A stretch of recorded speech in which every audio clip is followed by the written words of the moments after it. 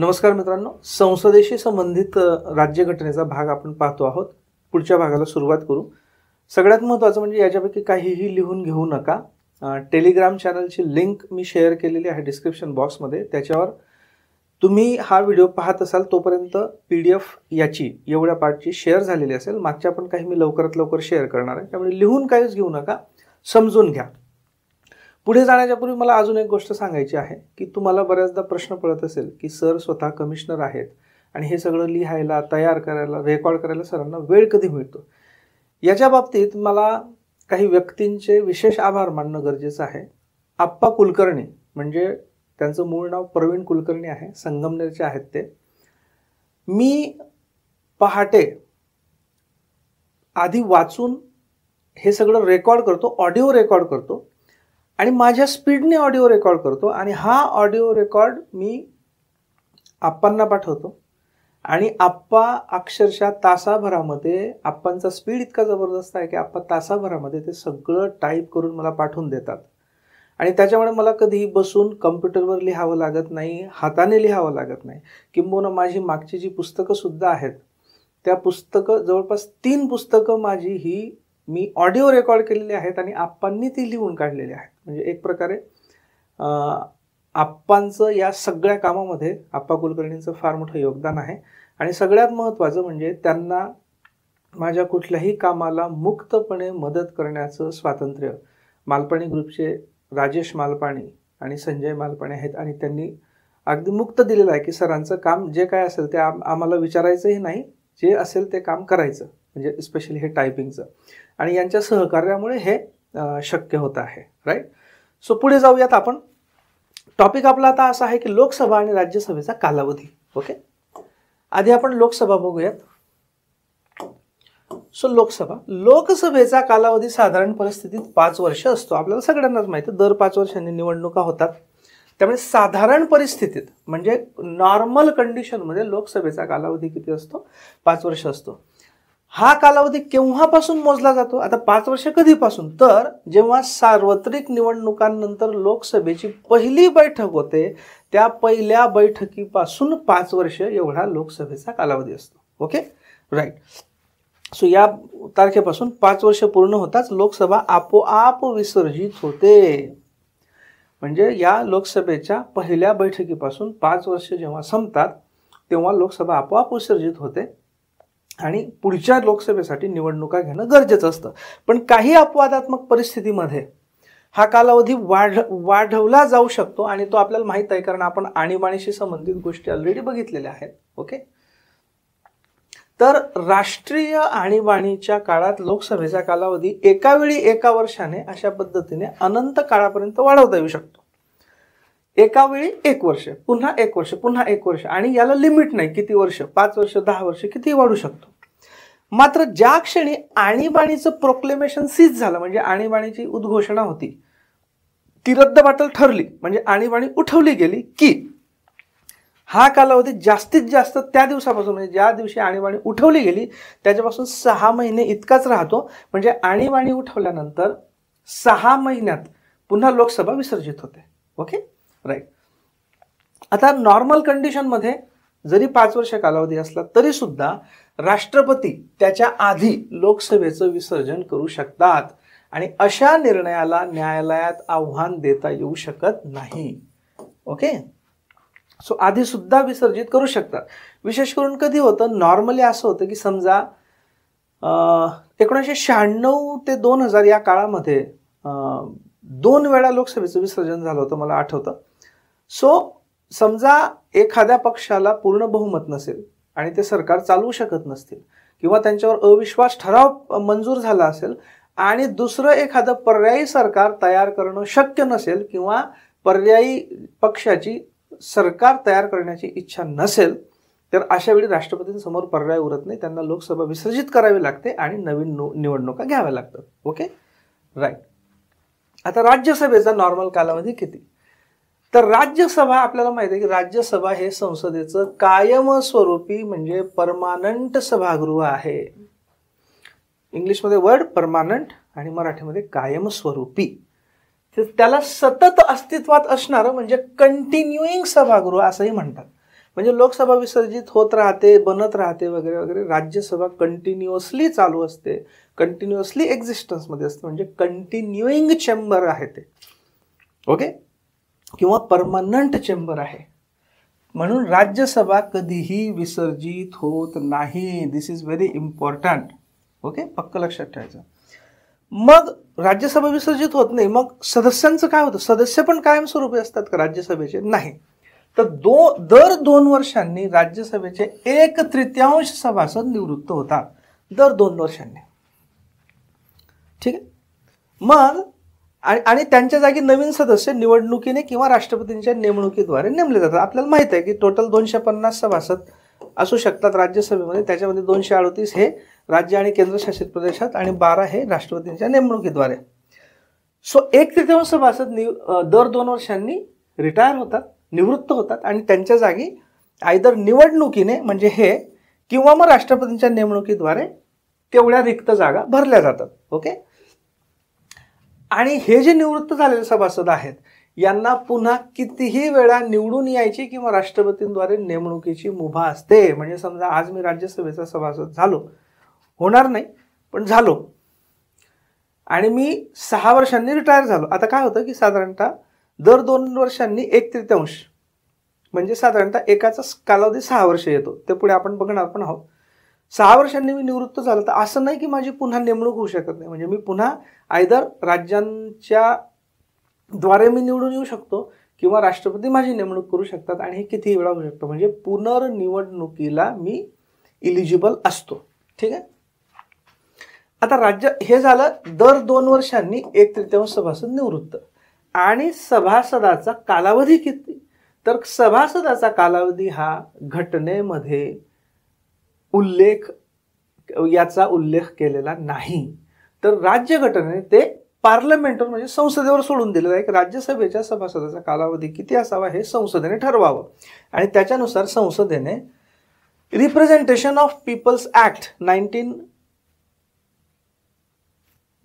Representation of people act 1951 actually तो लोकप्रतिनिधी कायदा त्याला आपण म्हणतो, हा कायदा केलेला आहे. किंवा लोकप्रतिनिधी कायदा 1951 म्हणजे पहिल्या सार्वत्रिक निवडणुकीच्या आधी. याच्यामध्ये लोकप्रतिनिधीच्या बाबतीत अनेक गोष्टी आहेत. त्याच्यातली एक गोष्ट अशी आहे की राज्यसभेच्या सभासदाचा कालावधी हा 6 वर्ष एवढा आहे. किती? 6 इयर्स. म्हणजे राज्यसभेच्या बाबतीत 3-4 महत्त्वाच्या गोष्टी काय लक्षात ठेवायच्या. एक, ते कायमस्वरूपी किंवा सतत अस्तित्वात असणारं म्हणजे कंटिन्युईंग किंवा परमनंट सभागृह. दर 2 वर्षांनी 1/3 सभासद रिटायर होतात. प्रत्येक सभासदाचा मॅक्सिमम कालावधी किती आहे? 6 वर्षे. ओके. आणि राज्यसभा पहिल्यांदा अस्तित्वात आली ती 1952 मध्ये, म्हणजे साधारणतः लोकसभेसोबतच अस्तित्वात आली. कधी? 1952 मध्ये. आता 1952 मध्ये प्रश्न असा होता, पहिल्यांदा अस्तित्वात आली. ओके. आता 2 वर्षांनी 1/3 सभासदांना निवृत्त करायचं आहे, पण सभासदाचा कालावधी किती आहे? 6 वर्ष.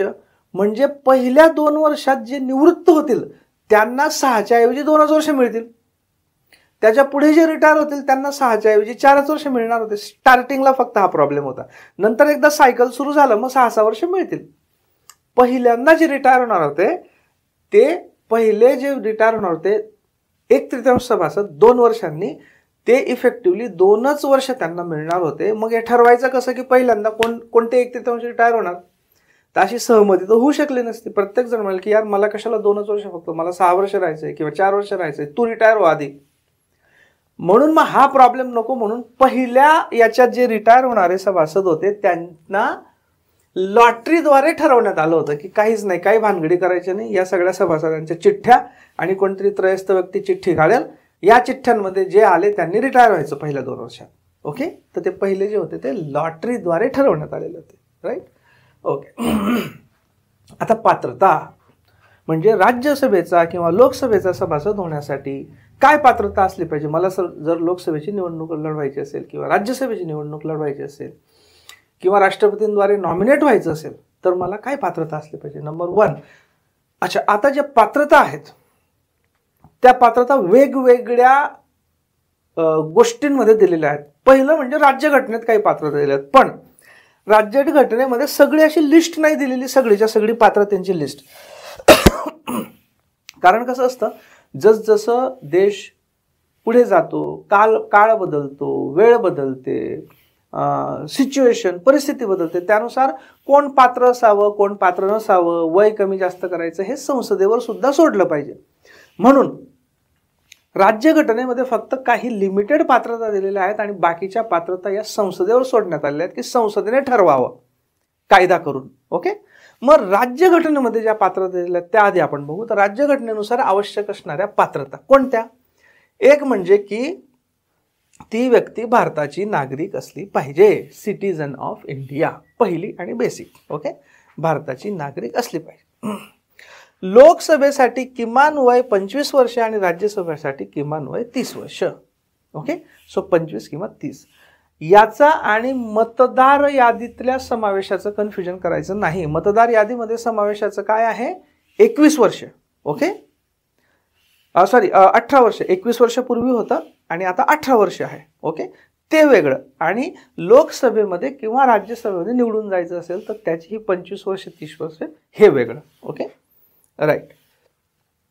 त्या व्यक्तीने प्राधिकृत अधिकाऱ्यासमोर म्हणजे कॉम्पिटंट ऑथॉरिटी असं म्हणतो आपण, त्याच्यासमोर राज्यघटनेप्रती विश्वास, निष्ठा म्हणजे अलिजन्स असण्याची आणि देशाचे सार्वभौमत्व व एकात्मता ओके ही राखण्याची शपथ घेतली असली पाहिजे किंवा घेतली पाहिजे. हे झालं बेसिक. आणि अजून एक पात्रता काय की संसदेने वेळोवेळी निर्गमित केलेल्या इतर अटींची पूर्तता केली पाहिजे. राज्यघटनेने काय केलं? बेसिक 3 गोष्टी सांगितल्या. 1 की तो भारताचा नागरिक असला पाहिजे. 2 वयाची अट. 3 त्याने ते शपथ घेतली पाहिजे निष्ठेची. आणि 4 संसद वेळोवेळी दुसऱ्या ज्या काही अटी निर्गमित करेल त्या अटींची पण पूर्तता केली पाहिजे. मग या निर्गमित केलेल्या अटींसाठी संसदेने 1951चा लोकप्रतिनिधी कायदा केलेला आहे, जो आपण आधी पण पाहिला, रिप्रेझेंटेशन ऑफ पीपल ऍक्ट. त्याच्यानुसार मग अजून काही अटी संसदेने केल्या कायद्याने. या कोणत्या होत्या? राज्यघटनेमध्ये. राज्यघटनेने सांगितलं की अजून काही अटी संसद टाकू शकते. त्यानुसार संसदेने कायदा केला, लोकप्रतिनिधी कायदा. मग आता या लोकप्रतिनिधी कायद्यानुसार कोणत्या आहेत अटी? तर सदर व्यक्ती ही संसदेच्या मतदारसंघातील पात्र मतदार असली पाहिजे. ओके, लोकसभेच्या मतदार यादीसाठी ती पात्र असली पाहिजे, म्हणजे त्या मतदार यादीमध्ये तिचं नाव असलं पाहिजे. ओके, मतदार यादीमध्ये नाव असलं पाहिजे. आता पूर्वी काय होतं, पण मतदार यादीसाठी त्याच मतदार यादीमध्ये का अशी अट नाही. पूर्वी राज्यसभेसाठी एक अट होती. काय होती की समजा आता आपल्याला माहिती आहे की राज्यसभेमध्ये प्रत्येक राज्याच्या जागा ठरलेल्या आहेत की महाराष्ट्रातनं किती जाणार, उत्तर प्रदेशमधनं किती जाणार, बिहारमधनं किती जाणार, तामिळनाडूमधनं किती जाणार, बरोबर.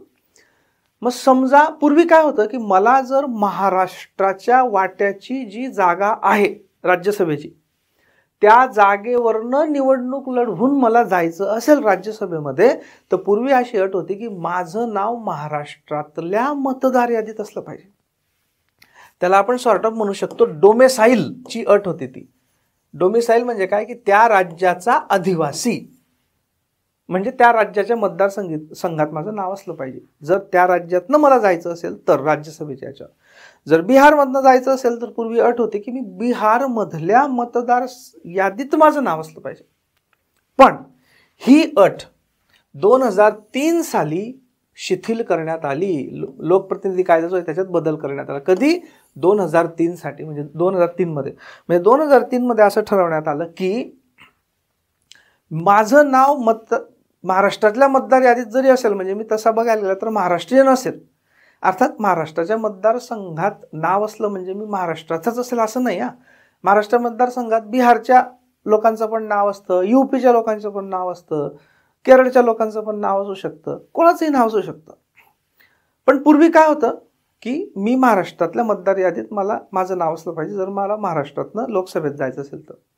आता 2003 मध्ये काय बदल करण्यात आला की त्याचं भारतातल्या कुठल्याही राज्यातल्या मतदारसंघात मतदार यादीत नाव असलं तरी तो कुठल्याही राज्यातनं राज्यसभेच्या सीटवर जाऊ शकतो. म्हणजे माझं नाव महाराष्ट्राच्या मतदार यादीत असलं तरी मी बिहारच्या कोट्यातनं पण राज्यसभेत जाऊ शकतो, किंवा मी हरियाणाच्या कोट्यातनं जाऊ शकतो, मी यूपीच्या कोट्यातनं जाऊ शकतो, केरळ, तामिळनाडू, कुठूनही जाऊ शकतो. म्हणजे काय, डोमेसाईलची अट शिथिल करण्यात आली. कधी? 2003 साली.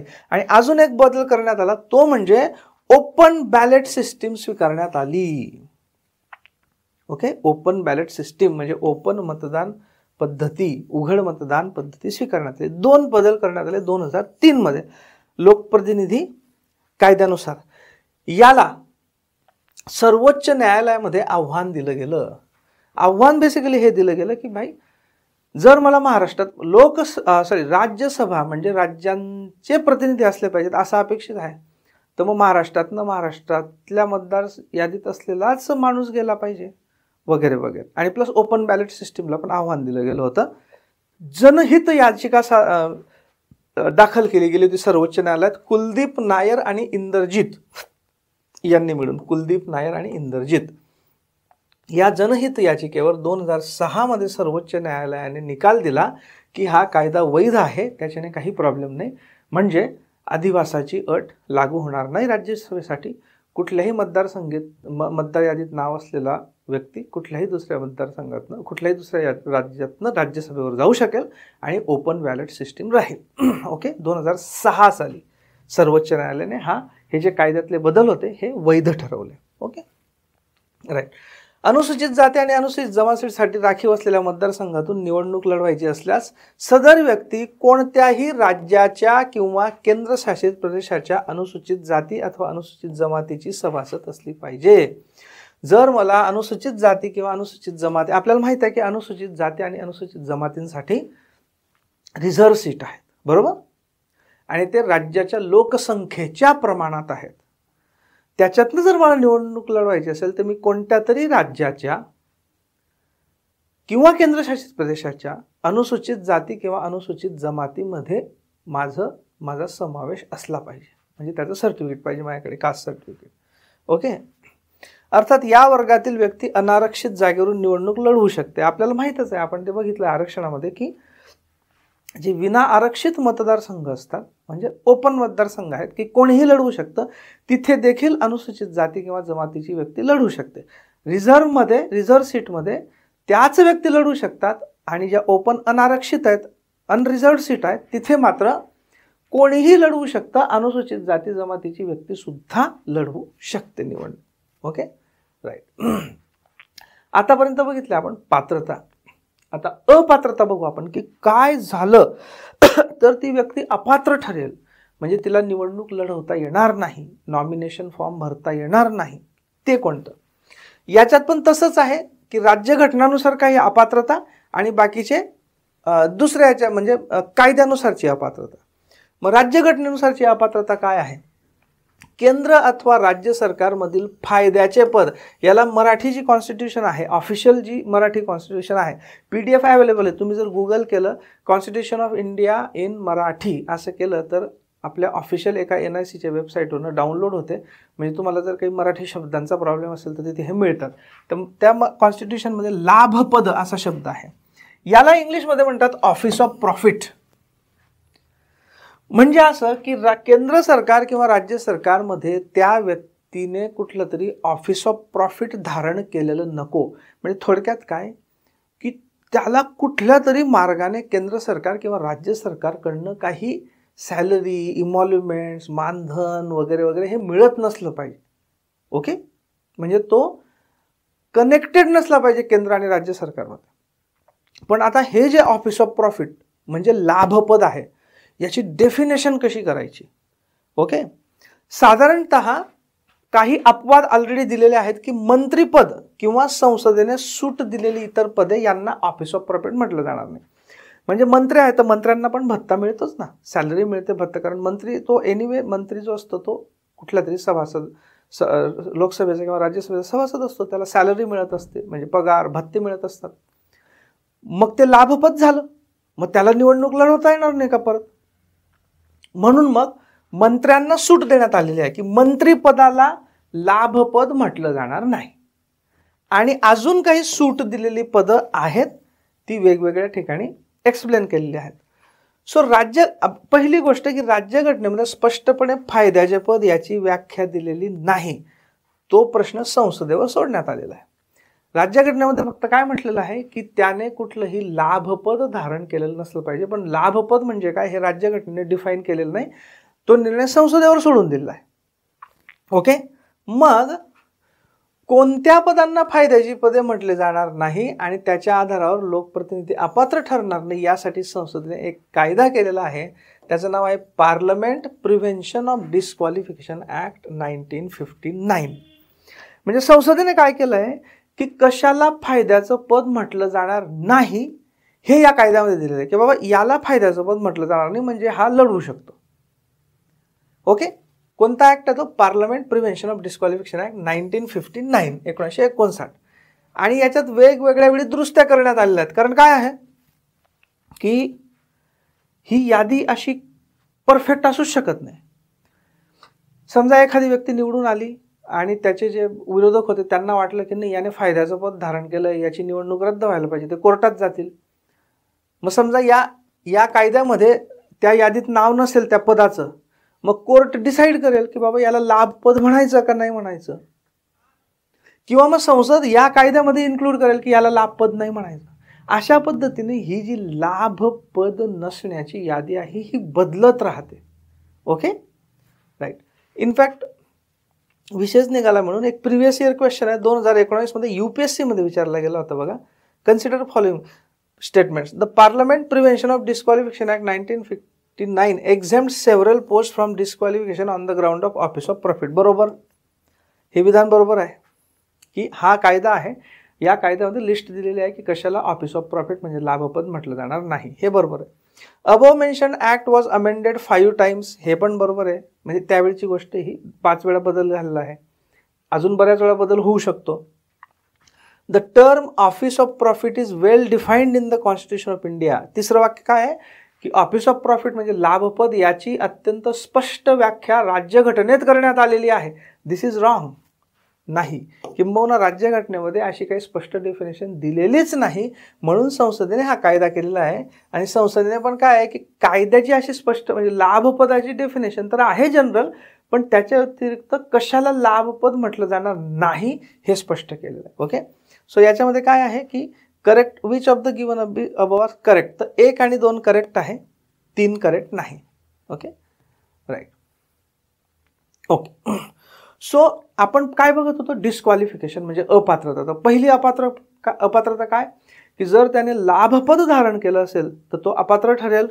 आता दुसरी अपात्रता ती म्हणजे कोर्टाने मनोविकल म्हणजे अनसाउंड माइंड इंग्लिशमधला जो शब्द आहे तो अनसाउंड माइंड किंवा is not of sound mind, त्याला मराठी राज्यघटनेमध्ये मनोविकल किंवा विकल मनाचा अनसाउंड माइंड, आणि हे कोर्टाने घोषित केलेलं असलं पाहिजे.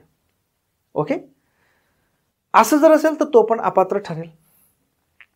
अविमुक्त नादार याचं ऍक्च्युअल इंग्लिश वर्ड लक्षात ठेवा मित्रांनो, अनडिस्चार्ज्ड इनसॉल्वंट. इनसॉल्वंट म्हणजे बेसिकली दिवाळखोर. म्हणजे काय की जी व्यक्ती आपल्याला त्याच्याकडे जी देणी असतात ती देणी देऊ शकत नाही, अशा व्यक्तीला आपण म्हणतो दिवाळखोर. समजा मी आहे आणि मी 10 लोकांना 1-1 लाख रुपये देणं आहे.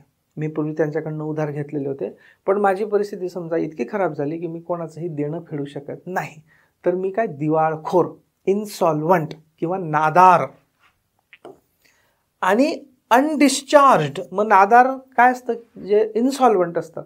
इनसॉल्वंटसाठी आता इन्सॉल्वन्सी कोड आहे की त्याची सगळी प्रॉपर्टी किती, मग त्यानुसार जे देणेदार आहेत त्यांना किती पैसे मिळतील, सरकारचं देणं असेल तर त्याला किती मिळेल, आधी कोणाला मिळतील, किती टक्के मिळतील वगैरे वगैरे हे कळलं जातं. आणि मग ते सगळं आटोपलं की त्याला मुक्त केलं जातं. अशी मुक्तता झाली नसेल म्हणजे अनडिस्चार्ज्ड, अजून डिस्चार्ज झालेला नाही तो. कशातनं? त्या नादारीच्या खटल्यातनं किंवा नादारीच्या कामकाजातनं. असा जो असतो त्याला अविमुक्त नादार म्हणतात. असा नसला पाहिजे. जर असा असेल म्हणजे अनडिस्चार्ज्ड इनसॉल्वंट म्हणजे अजून मुक्तता न झालेला दिवाळखोर किंवा अविमुक्त नादार असा असेल तर तो पात्र ठरणार नाही. समजा तो भारताची नागरिक नसेल ती व्यक्ती, किंवा दुसऱ्या एखाद्या देशाचं नागरिकत्व स्वेच्छेने स्वीकारलं असेल, किंवा दुसऱ्या एखाद्या देशाप्रती निष्ठेची शपथ घेतली असेल, तर तो सुद्धा, ती व्यक्ती सुद्धा अपात्र ठरेल. म्हणजे काय, एकतर भारताचा नागरिक नसेल अपात्र, दुसऱ्या देशाचं नागरिक स्वेच्छेने स्वीकारलं असेल अपात्र, दुसऱ्या देशाप्रती निष्ठेची शपथ घेतलेली असेल तर अपात्र. हे कशात दिलेले आहेत आतापर्यंत? हे 4 मॅटर्स हे दिलेले आहेत राज्यघटनेमध्ये. आणि बाकीचे दिलेले आहेत की संसदेने यासंबंधी जे कायदा असेल त्या कायद्यानुसार तो अपात्र ठरेल, तर ती अपात्रता. याच्यासाठी मग कोणता कायदा आहे? पुन्हा लोकप्रतिनिधी कायदा. याच्यामध्ये अपात्रता पण दिलेली आहे, जशी पात्रता दिलेली आहे अपात्रता पण दिलेली आहे. तर काही राज्यघटनेमध्ये बेसिक पॉईंट, बाकीचे पॉईंट कुठून घ्यायचे? लोकप्रतिनिधी कायदा 1951. मग त्याच्यात काय आहे की निवडणुकांशी संबंधित आरोप सिद्ध झाला असेल तर अपात्र. निवडणुकांशी संबंधित एखादे आरोप जर सिद्ध झाले असतील, नुसता आरोप नाही, खटला नाही, सिद्ध झाले तर अपात्र. 2 वर्षे किंवा त्यापेक्षा जास्त तुरुंगवासाची शिक्षा झाली असल्यास तरी अपात्र. याच्यातली अलीकडची उदाहरणं काय आहे की राहुल गांधींना गुजरातच्या एका कोर्टाने बदनामीच्या खटल्यासाठी बरोबर याच्यात काय आहे, 2 वर्ष किंवा त्यापेक्षा जास्त, म्हणजे 2 वर्ष पण चालेल, 2 वर्ष जरी असेल तरी अपात्र, किंवा 2 वर्षापेक्षा जास्त असेल तरी अपात्र. मग बरोबर राहुल गांधींना 2 वर्षाची शिक्षा मिळाली आणि ते अपात्र झाले. परंतु नंतर सुप्रीम कोर्टाने ते शिक्षेला स्थगिती दिल्यामुळे त्यांचं सदस्यत्व परत बहाल करण्यात आलं, त्यांना बंगला पण परत देण्यात आला. अगदी आत्ता अलीकडचं उदाहरण आहे, मी जानेवारी 2024 मध्ये हे रेकॉर्ड करतो आहे व्हिडिओ. तर आत्ताचं रिसेंट उदाहरण जर तुम्ही बघितलं तर नागपूरजवळ सावनेरचे जे आमदार आहेत सुनील केदार, यांना एका केसमध्ये 2 वर्षापेक्षा जास्त शिक्षा झाल्यामुळे त्यांना सुद्धा बघा, कारण हे लागू पडतं लोकसभा, राज्यसभा आणि विधानसभांना सुद्धा. सो सुनील केदार हे विधानसभेचे सदस्य आहेत, त्यांना 2 वर्षापेक्षा जास्त शिक्षा झाली एका प्रकरणामध्ये, म्हणून त्यांना आता अपात्र घोषित करण्यात आलेलं आहे. त्यांची हे आमदारकी गेलेली आहे. ओके. मात्र प्रतिबंधक अटक झाली असेल, ज्याला आपण प्रिव्हेंटिव्ह डिटेन्शन म्हणतो, म्हणजे समजा काही कारणाने लॉ अँड ऑर्डर म्हणजे कायदा सुव्यवस्थेची परिस्थिती निर्माण होणार असेल, तर काही लोकांना त्यांनी काही गुन्हा केलेला नसेल तरी त्यांना आधीच प्रतिबंधात्मक उपाय म्हणून ताब्यात घेतात पोलीस. त्याला प्रतिबंधात्मक अटक म्हणतात, प्रिव्हेंटिव्ह डिटेन्शन. तर त्यात असं कोणाचं प्रिव्हेंटिव्ह डिटेन्शन झालेलं असेल तर त्याला अपात्र ठरवत नाही, कारण ते फक्त प्रिव्हेंटिव्ह मेजर होता, तो प्रतिबंधात्मक उपाय होता, त्याने खरोखर काही गुन्हा केलेला नव्हता. ओके. सो त्याच्याने अपात्र होत नाही. आता उमेदवाराने निवडणुकीच्या खर्चाचा तपशील विहित वेळेत सादर केलेला असला पाहिजे.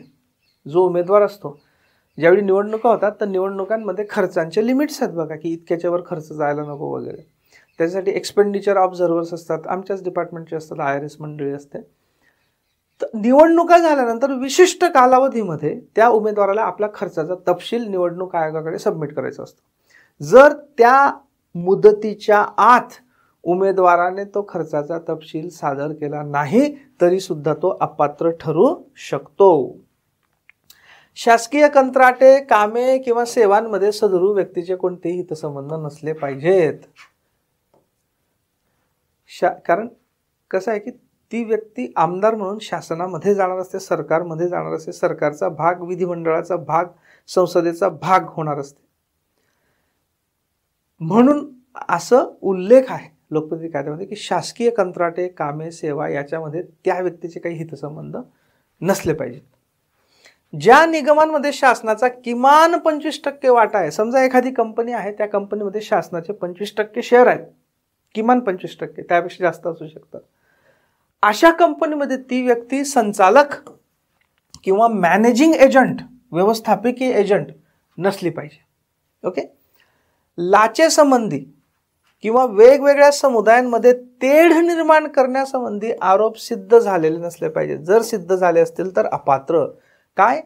लाच म्हणजे करप्शन किंवा ब्राईब, आणि वेगवेगळ्या समुदायांमध्ये तेढ निर्माण करणे आपल्या भाषणाने, लिखाणाने किंवा इतर गोष्टींनी अशा शी रिलेटेड आरोप जर सिद्ध झाले असतील तर ती व्यक्ती अपात्र राहील. काही सामाजिक गुन्हे जे आहेत म्हणजे अस्पृश्यता पाळणे, हुंडा, सती यासारख्या ज्या सामाजिक गुन्हे असतात त्याच्यामध्ये त्या व्यक्तीला शिक्षा झालेली नसली पाहिजे. जर त्या व्यक्तीला अस्पृश्यता, हुंडा, सती यासारख्या सामाजिक याच्या बाबतीत शिक्षा झालेली असेल तर ती व्यक्ती अपात्र ठरेल. शासकीय सेवेतून भ्रष्टाचार किंवा इतर कारणांनी निष्कासित म्हणजे डिसमिस म्हणजे कायमची नोकरीतनं काढून टाकलेली जर व्यक्ती असेल तिला पण निवडणूक लढवता येणार नाही. ओके. आता ही जी अपात्रता असते हा अपात्रतेचा निर्णय राष्ट्रपती घेतात. कोण घेतं? राष्ट्रपती. अपात्रतेचा निर्णय कोण घेतं? राष्ट्रपती. मात्र त्याच्यासाठी निवडणूक आयोगाचा सल्ला घेणं अपेक्षित असतं आणि मग असा घेतलेला राष्ट्रपतींचा निर्णय हा अंतिम असतो. ओके. व्हेरी इम्पॉर्टंट हा. 3 गोष्टी लक्षात ठेवायचा. अपात्रतेचा निर्णय कोण घेतात? राष्ट्रपती. कोणती अपात्रता? ही निवडणूक लढवण्यासंबंधीची अपात्रता आहे.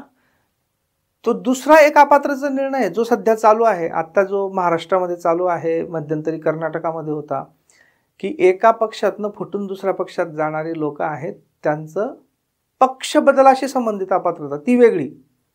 ही जनरल अपात्रता जी आहे या क्रायटेरियावरची याचा निर्णय राष्ट्रपती घेतात. पण कोणाचा सल्ला घेतात? त्याच्यासाठी निवडणूक आयोगाचा.